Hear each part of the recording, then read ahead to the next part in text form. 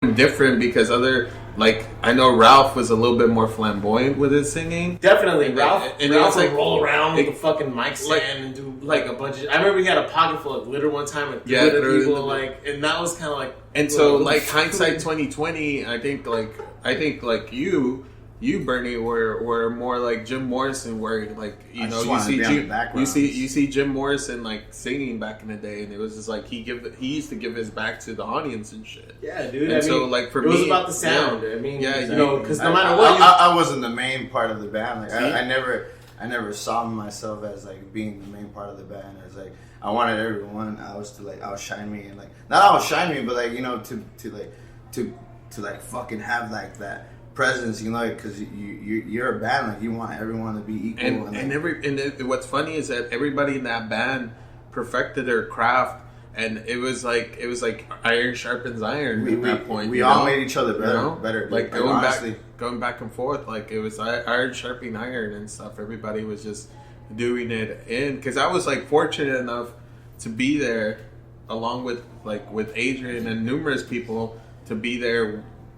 For the birth of mad cow disease, for seeing practice on practice on practice, sleeping in on practice, getting people were getting pants left and right during practice. Funny stories, stuff, But now seeing you guys, and then this year coming back, I mean, it's kind of like. It was kind of like the comeback story, to end the decade and shit, Like I feel like you guys were carrying a lot of the ska scene for a minute, because when you guys left, there was Mala Salud, and then Mala Salud kind of broke up. I was just talking about this earlier. When you guys kind of went off into the wayside. Hiatus. There was a lot of bands that were like a little bit younger than us, like of just like the age range, like dudes who had to be like fucking in their young teens when we were like already going into like our 20s. Yeah. Who kind of grew up on the fucking scene that like we had started at your house. Yeah. You know what I mean? The Mad Dog scene. Yeah, Mad Dog scene. And we still haven't gotten into those stories. When I started going to these shows again and I seen all these bands, I was like, yo, there's a whole like backyard like punk ska like scene going on now. Like it's like you don't even have to know like the person who has the house. You can just show up and like it's all good. But it would frustrate me a little bit because I was like, yo, like it bums me out that like no one from our time is still here. You know what I mean? Yeah. Like it's all just a fucking story that we have. Yeah. And when I saw Mad Cow Disease coming back, I was like, yo, like this shit means something to me. You know what I mean? Like it's tight. Like, you know what I mean? Like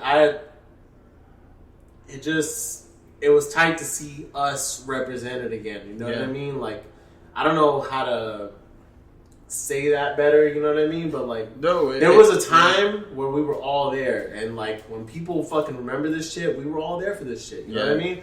Yeah. Fuck, remember fucking Mad Cow Disease in the back of San Diego High School, bro? And Mr. Whiting got all mad because we were moshing each other. They're moshing and fucking fools are falling down and shit. Like, like those are the fucking like times and thoughts that I can't. Those are when people. It's funny because when I see people with that Mad Cow Disease shirt, and they come up to me and they're like, oh, like, I was there and this time I was like, dude, I was there to fucking practice. Dude, like when people come up when these, because I got called, I'll say this, but I got called out once.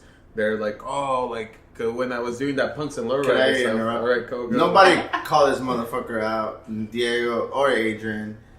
Or even little my boy Little Higher Rasta. I joined a little bit after. Yeah, he was there. Nobody questioned him. If they have a story to tell you guys shut the fuck up. And I got called out. They're like, oh, like I was putting in work for like 10 years.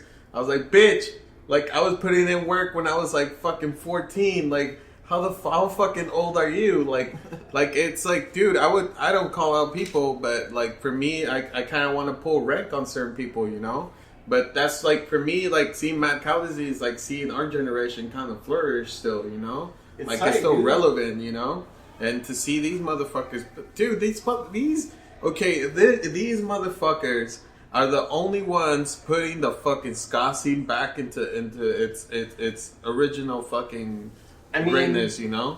If you've looked at the flyers recently. If you're like really out here and you're going to the shows and you're like really keeping up what's going on at fucking Tilsu and Tower Bar and Soda Bar and whatever the fuck, you'll notice that most bands that are coming through town are booking you guys right now, at least for an opener, because there's a solid crowd there. You know what I mean? There's people who either fucked with you back then or have heard what you guys are about now and are into it now. You know what I mean? And that's tight, dude. Like that's, you know, as far as local bands going on, like that's what I was getting at earlier. It's like, as far as local bands going on, like, who can we really say that about in San Diego? You know, like I said, Battalion of Saints is the OG. That's the big dog. Yeah, you can't fuck with that. San Diego punk, to me at least. Yeah. You know what I mean? And then, like I said, Rhapsody Riot is another OG where, like, you gotta look back at that and be like, fuck, dude, like, I can remember Rhapsody Riot when we were teenagers, you know what I mean? Beyond that, like, I guess, you know, A Total Ways is cool, you know what I mean? Honestly, Ska-Patistas is fun, bro. Yeah. Like, honestly, you know, like that, you know, we were all like, I heard you guys the last podcast and like the whole Imperial Beach show and all that. Total Ways was like the whole me getting into the punk scene and like starting to go to shows, and we were young at that time, bro. Like, I think we were like 14, yeah, 15. we were like 15 at that time. Like, dude, I was like, fuck, dude, like if I was just started band, I want to be in a punk band, like just like these guys do, and like how you not because you guys fucking like you guys were from the hood. I grew up with Ralph, like I've known this guy since elementary and all that shit, and like it was just like so sick, dude. Like it was fucking amazing seeing you guys like so talented and like fucking like you guys pull the crowd, bro. Like always whatever show it was, like there was people there to see. As much if a Total Waste was playing that night, yeah, there was people there to fucking support, dude. Like whether it was just us or like whoever the fucking case might be. And it's sad that like these new kids don't have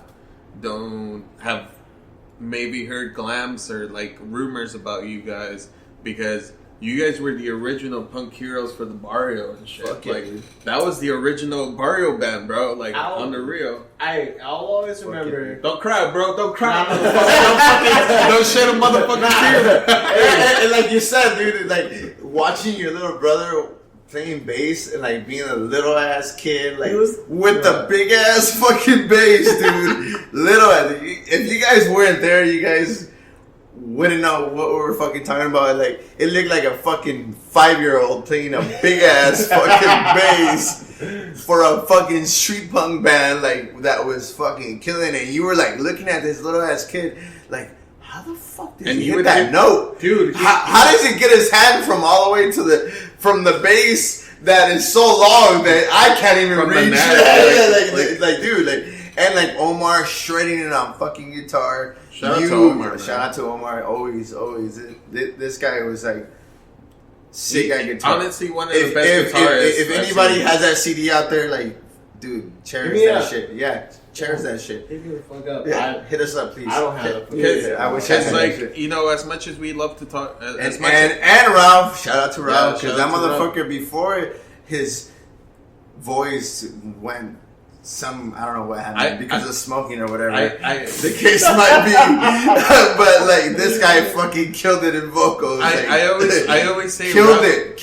Ralph was like a pillar in the punk scene. Yeah, he was. And I remember when this guy was a straight motherfucking up. And I possibly told you, but not recently. But that was there was a story. So Ralph. Originally, a friend Ralph was supposed to get knee surgery because he was like that was. Shout out to his elementary school, dude. I'm just saying, hey, you can act as mad as you want, You still went to elementary school right there on fucking Ocean View like everybody else. That's right, boy. Fucking, oh wait, no, National. Shout out to National. That fool rides a motorcycle, and I was like, bro, you still look like a bitch. Like, Damn. Like, but nah, like I would have fucking treated. I would have treated him like a bitch. He looks like a bitch, but I would have treated him like a bitch. That's rough. That's my man. You know, but I want to say this story before I forget it. So I was telling Adrian, like, when he needed knee surgery, all of a sudden, like, 6 different people would come up to me like, oh, I need knee surgery just like Ralph. And I was like, at that point, I was like, bro, like this was like a pillar in the punk scene. Like, people are like auto-diagnosing themselves because this one needs knee surgery. Like, bro, you don't need knee surgery. This motherfucker's not gonna grow anymore. It's like Ralph. Like, and like I didn't know into what like degree like his stardom was until that point. I was like, God damn! I was like, I grew up with this motherfucker. I grew up with playing soccer every fucking day.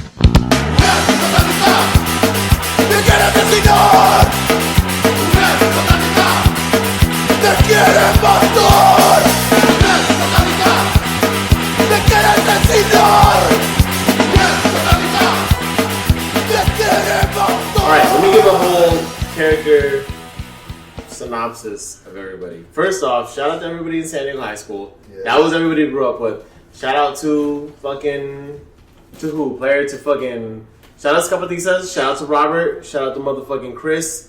Shout out to motherfucking... Dervis brothers. Shout out to motherfucking... The Dervis brothers. Shout out to motherfucking Lily. Shout out to motherfucking... Louis Riot. Yeah, shout out to Louis Riot. Shout out to Mel. Shout out to motherfucking... Ariana. Shout out to motherfucking... everybody over there. Run Frank. Damn. Yeah. Shout out to Eric. Your baby Eric. Oh man, shout out to Eric. Your baby mama, Keela. All the baby mamas. Yeah. Shout out to everybody over at San Diego High School, bro. Because that's kind of where it all like popped. Like, yeah. I remember when like I was going to high school early. I was going out to Monte Vista High School in Spring Valley, and it was it was cool. There was some punk kids there, and we'd all hang out and whatever. But I remember when I got back to San Diego High School, it was just like we're in downtown now, bro. It has a whole different. Well, whatever. What's up? Georgia team. Oh yeah, okay. Let's go. Hey, hell yes. Yeah. All right, keep going. Yeah, it's fine. We'll edit it. You know we're in downtown now, and it's I remember that was kind of when. Okay. Can I tell a story that you and then I have? Absolutely. Okay. Wait, so can I tell a story that I have?